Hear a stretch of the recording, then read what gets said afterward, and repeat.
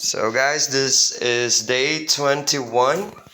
So the puppies are now active and their mom is trying to teach them social skills already. So the first puppy, the second puppy, and the two puppies are down there under the table.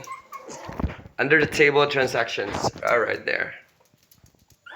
Oh, there. Bark na ba eh? They're now active. Unlike 2 days ago, dili pa kaayo. Pero karon lakaw na gud sila.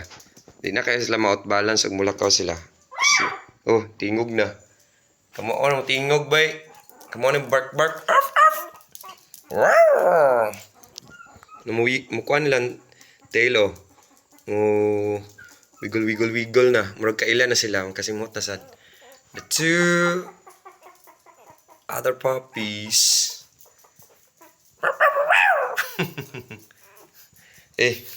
Ligid. So nga tanggon niya ug malayo yung mga anak kay iyang tangagon. Yeah, that's the update for today, day 21. Manam sila D-Day. Mga tog karon mata sila kaya kung gipaduwa sa diri sa ubos. What happened to your face? Nagkasagbot-sagbot.